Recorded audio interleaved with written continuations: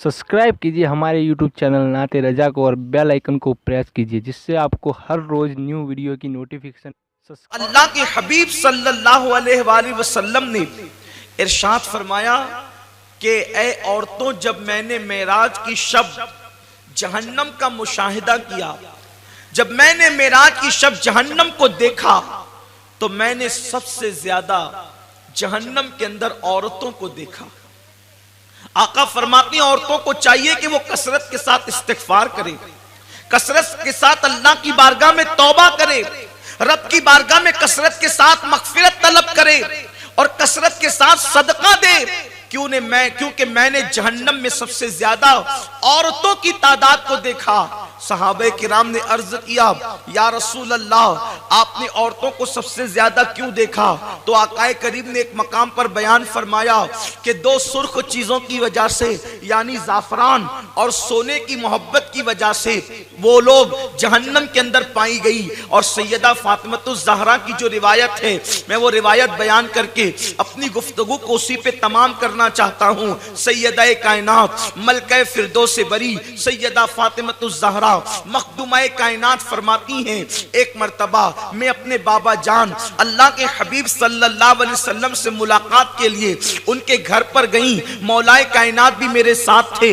हम जैसे ही रसूल पाक के घर में दाखिल हुए तो हमने क्या देखा कि अल्लाह के रसूल सल्लल्लाहु अलैहि वसल्लम सरे अनवर झुका करके मेरे आकाए करीम रो रहे हैं। हुजूर अलैहिस्सलाम की आंखों में आंसू है, सरकार की आंखों से आंसू गिर रहे हैं। सैयदा कायनात मखदूमा कायनात मलका फिरदौस बरी सैयदा फातिमतुज़ ज़हरा फरमाती हैं, मैंने अपने बाबा को रोता हुआ देखकर अर्ज किया, मेरे बाबा आज रोने की वजह क्या है? कौन सी चीज आपको रुला रही है? आप अपने घर में बैठकर तन्हाई में क्यों रो रहे हैं या रसूल अल्लाह? तो मेरे आका सल्लल्लाहु अलैहि वसल्लम ने फरमाया, ऐ बेटी फातिमा, अगर तेरे सिवा कोई सवाल करता तो शायद उसको जवाब न दिया जाता। फातिमा सुनो सुनो, मैं आज इसलिए रो रहा हूं कि जब मैं मेराज पर गया था तो मेराज पर जाने के बाद मैंने जहन्नम का जो मुशाहिदा किया था, जहन्नम को जो मैंने देखा था, तो वो जहन्नम का हौलनाक मंजर मुझे रुला रहा है। मैंने जहन्नम के अंदर 5 औरतों को और एक रिवायत के मुताबिक 6 औरतों को जहन्नम का अजाब सहते हुए देखा था। मैंने औरतों को जहन्नम के अजाब में मुब्तला देखा था। मेरे आका सल्लल्लाहु अलैहि वसल्लम फरमाते हैं, ऐ बेटी फातिमा, वो 6 औरतें जहन्नम के अंदर ऐसे दर्दनाक अजाब में मुब्तला थी कि आज उस अजाब का तसव्वुर करके मेरी आंखों में आंसू आ रहे हैं। वो औरतें जहन्नम का अजाब भुगत रही थी। हजरत सैयदा कायनात सैयदा फातिमतुज़ ज़हरा ने अर्ज किया, बाबा जान, क्या मैं पूछ सकती हूँ कि वो जो 6 औरतें थी वो किस अजाब के अंदर गिरफ्तार थी और क्यों अजाब में गिरफ्तार थी? तो मेरे आका सल्लल्लाहु अलैहि वसल्लम फरमाते हैं, ऐ बेटी फातिमा, मैंने जब जहन्नम का मुशाहिदा किया तो मैंने क्या देखा कि एक औरत जहन्नम के अंदर बालों के बल जहन्नम की खूंटी से बांध दी गई है और उसको औंधे मुंह लटकाया गया है। मेरे आका सल्लल्लाहु अलैहि वसल्लम की कनीजों, जरा दिल के कानों से इस हदीस मुबारका का मफहूम समात करना और बहुत तवज्जो के साथ सुनना। दुनिया में पहली और आखिरी मर्तबा आने वालियों, मेरे रसूल ने फरमाया, दुनिया मज़रातुल आखिरा, ये दुनिया आखिरत की खेती है। दुनिया में जो बोओगे आखिरत में वही पाओगे। मेरे आका मुस्तफा जाने रहमत सल्लल्लाहु अलैहि वसल्लम फरमाते हैं, नंगी औरत जहन्नम में अपने बालों से जो है वो खूंटी से बांध दी गई थी। कौन सी खूंटी? जहन्नम की वो खूंटी जो जहन्नम की आंख से बनी हुई थी। अल्लाह अल्लाह। और फिर बालों के बल बांधी गई थी और औंधे मुंह लटकाई गई थी। आप जरा बताएं, एक औरत अगर अपने बच्चे को दूध पिला रही हो और नन्ना सा बच्चा अपनी माँ के बालों को खींच लेता है तो औरतों की चीख निकल जाती है। एक कमजोर सा नन्ना बच्चा अगर माँ के बालों को खींच ले तो औरतों की चीख निकल जाती है। औरतों के जिस्म में सबसे ज्यादा कमजोर और नाजुक तरीन कोई चीज है तो वो उसके जिस्म के बाल हुआ करते हैं। अगर बालों को कोई खींचे तो कितनी तकलीफ होती है। मेरी बहनों, लरस जाओ। आकाए करीम सल्लल्लाहु अलैहि वसल्लम वसल्लम फरमाते हैं जहन्नम की खूंटी से उस औरत को औंधे मुंह लटकाया गया था। आकाए करीम सल्लल्लाहु अलैहि वसल्लम की कनीजों, एक तो औंधे मुंह और दूसरा जहन्नम की खूंटी से, और तीसरी बात नीचे से जहन्नम की आंख भड़काई जा रही थी। मेरे आका फरमाते हैं मैंने पूछा जिब्रील ये कौन औरत है और इसको क्यों अजाब दिया जा रहा है? तो जिब्रील अमीन ने अर्ज किया या रसूल अल्लाह सल्लल्लाहु ताला अलैहि वसल्लम, ये आपकी उम्मत की वो औरत है जो बाजारों के अंदर बेपर्दा घूमा करती थी, ये अजनबी मर्दों से पर्दा नहीं किया करती थी, जो अपने सर पे दुपट्टा नहीं रखा करती थी और ये बेपर्दा घूमने की आदी थी, इस वजह से इस पे ये अजाब दिया जा रहा है। ऐ खातून जन्नत की कनीजों, आज खवातीन का हाल क्या है, आज औरतों का हाल क्या है? सीरियल देखकर, सिनेमा देखकर, नाविले पढ़कर आज की औरतें इतनी आजाद ख्याल हो चुकी है, इतनी आजाद ख्याल हो चुकी है कि दुपट्टे को मफलर बना दिया गया है। आज बेपर्दा घूमना औरतों ने फैशन के नाम पर इस नहुसत को इतना आम किया है कि अल अमानो वल हफीज। ऐ खातून जन्नत की कनीजों, आज अपने जिस्म की नुमाइश कर रही हो, लेकिन जब ये तुम्हारा नाजुक वजूद सीनफे नाजुक कहलाने वाली खवातीन, जब तुम्हें बेपर्दा घूमने की वजह से, जब तुम्हें दुपट्टे को सर पे रखने की बजाय गले में लटकाने की वजह से, जब तुम्हें दुपट्टे को मफलर बनाने की वजह से जहन्नम के अंदर औंधे मुंह लटकाया जाएगा, तुम्हारे नाजुक तरीन बालों को जहन्नम की खूंटियों से बांधा जाएगा, उस वक्त तुम्हारा क्या हाल होगा? उस वक्त तुम्हारी कैफियत क्या होगी?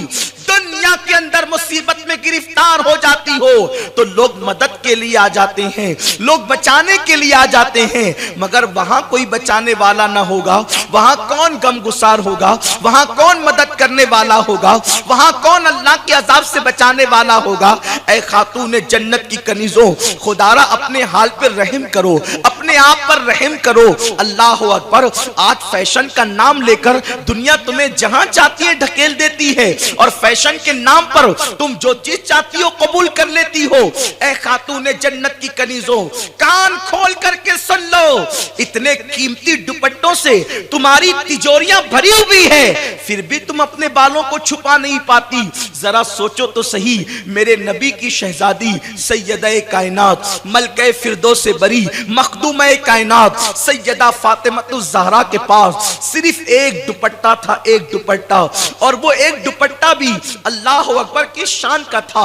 आज की औरतें तो ऐसा दुपट्टा ओढ़ भी नहीं सकती। सैयदा फातिमा के पास एक दुपट्टा है जिसमें 16 पेवन कपड़ों के लगे हुए हैं और 17वां पेवन अल्लाह अकबर लगाने के लिए सैयदा फातिमा के पास कपड़ा न था, तो सैयदा ने मौलाए कायनात से कहा, ए अली 17वीं मर्तबा मेरा दुपट्टा फटा है, कपड़े की जरूरत है, कोई कपड़ा तो हो ताकि मैं अपने दुपट्टे को पेवन लगा दूं। मौलाए कायनात ने फरमाया, फातिमा इस वक्त अपने घर में कपड़ा नहीं है और बजाहिर इस वक्त इतनी हैसियत जो है रुपये पैसे के हवाले से नहीं कि तुम्हें कपड़ा जो है वो पेवन के लिए ला करके दिया जाए। हमारे घर के अंदर ऊंट का चमड़ा मौजूद है, ऊंट के चमड़े का पेवन लगा लो। ऐ खातून जन्नत की कनीजों, सैयदा कौनैन के दुपट्टे में 16 पेवन कपड़ों के लगे थे और एक 17वां पेवन ऊंट के चमड़े का लगा था, और उसके बावजूद भी गैरत फातिमी की शान ये थी कि उनके सर के दुपट्टे को कभी चांदो सूरज ने भी नहीं देखा। मेरे इमाम कहते हैं, जिसका आंचल न देखा महो महर ने, उस रिदाए नजाहत पे लाखों सलाम। आज हजारों रुपयों के दुपट्टे पहनकर भी तुम अपने आप की हिफाजत न कर सकी, और सैयदा फातिमा ने 17 पेवन वाला दुपट्टा पहनकर अपनी इस्मत की ये हिफाजत की है कि मेरे आका फरमाते हैं, मेरी बेटी फातिमा ने अपनी इस्मत की वैसी हिफाजत की कि अल्लाह ने क़यामत तक फातिमा की औलाद पर जहन्नम की आग को हराम कर दिया है। आज खवातीन को फैशन के नाम पे जो देना चाहता है ले लेती है। सीरियलों के नाम पर बेपर्दगी ली जा रही है, सीरियलों के नाम पर मर्दों के साथ नाजायज ताल्लुकात लिए जा रहे हैं, सीरियलों के नाम पर माँ बाप के साथ बगावत ली जा रही है, सीरियलों के नाम पर उर्यानियत ली जा रही है, सीरियलों के नाम पर अल्लाह उसके रसूल की बगावत की जा रही है, सीरियलों और फिल्मों के नाम पर नंगापन कबूल किया जा रहा है। कान खोलकर सुन लो, दुनिया की जो कौमें मरने के बाद जिंदा होने का तसव्वुर नहीं रखती, दुनिया की जो कौमें कयामत के दिन पर ईमान नहीं रखती, वो जो चाहे कर लें, उन पर अफसोस नहीं। लेकिन तुम्हें तो ये यकीन है कि हमें मरने के बाद उठाया जाएगा। हमारे यहाँ जन्नत का अकीदा है, हमारे यहाँ जहन्नम का अकीदा है। जानती हैं आप, अल्लाह के रसूल सल्लल्लाहु अलैहि वसल्लम फरमाते हैं, मैंने जहन्नम के एक गड़े से औरतों के चीखने चिल्लाने की आवाज सुनी। आकाए करीम सल्लल्लाहु अलैहि वसल्लम फरमाते हैं, जहन्नम के गड़े से मैंने औरतों के चीखने चिल्लाने की आवाज सुनी।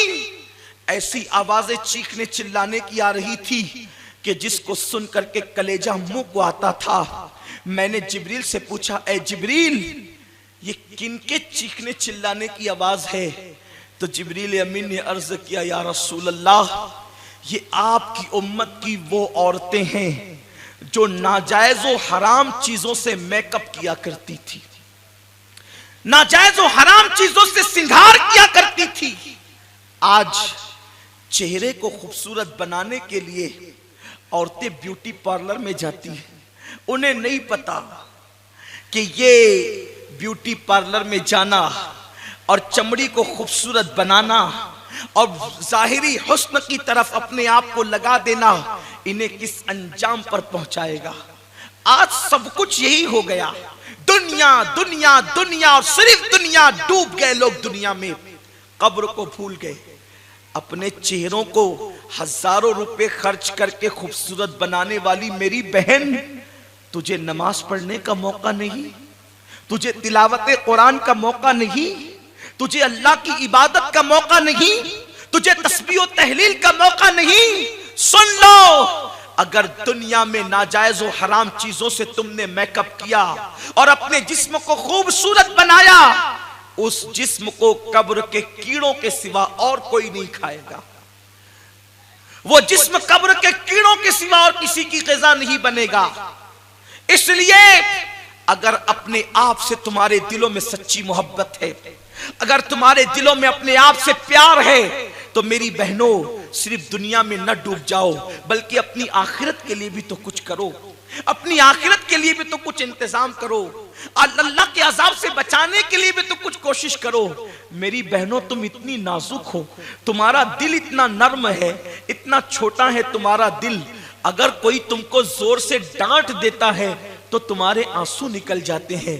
ऐ मेरी बहन, जब तू शौहर की डांट पर रोने लगती है तो खुदा का अजाब तू कैसे बर्दाश्त कर सकेगी? ऐ मेरी बहन, बता तो सही, तू अल्लाह का अजाब बर्दाश्त करने की ताकत कहां से लाएगी?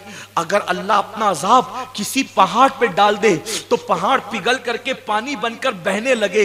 जब खुदा का अजाब पत्थर जैसा पहाड़ बर्दाश्त नहीं कर सकता, तो मेरी बहनों, तुम तो बहुत नाजुक हो, सिनफ़े नाजुक हो, तुम कैसे बर्दाश्त कर सकोगी?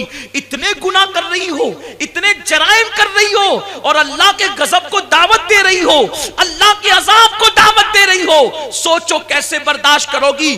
तुम नहीं बर्दाश्त कर सकती, नहीं बर्दाश्त कर सकती, नहीं बर्दाश्त कर सकती। इसलिए अपने नाजुक जिस्म पे रहम करो, रब की बारगाह में तौबा करो, अल्लाह से डरो, मजहब की तरफ पलट जाओ। फिल्मी अदाकारा और सीरियल की अदाकारा को आइडियल बनाने की बजाय सैयदा फातिमतुज़ ज़हरा को आइडियल बना लो, अम्मा आयशा सिद्दीक़ा को आइडियल बना लो, जनाब खदीजतुल कुबरा को आइडियल बना लो, उम्मे सलमा, उम्मुल मोमिनीन जवेरिया, हजरत सौदा, उम्मे हबीबा को आइडियल बना लो, ताकि तुम्हारी जिंदगी दुनिया की भी कामयाब हो जाए और आखिरत की भी कामयाब हो जाए। अल्लाह के हबीब मुस्तफ़ा करीम रऊफ़ुर रहीम गायबदा नबी सल्लल्लाहु अलैहि वसल्लम फरमाते हैं, मैंने जहन्नम में देखा कि कुछ औरतें हैं, उनकी चमड़ी को आग की कैंची से काटा जा रहा है। कुछ औरतें हैं, उनकी चमड़ी को आग की कैंची से, थोड़ी देर के लिए तसव्वुर करें, प्याज काटते काटते अगर छुरी से उंगली कट जाए तो पूरा दिन चिल्लाते फिरती हो।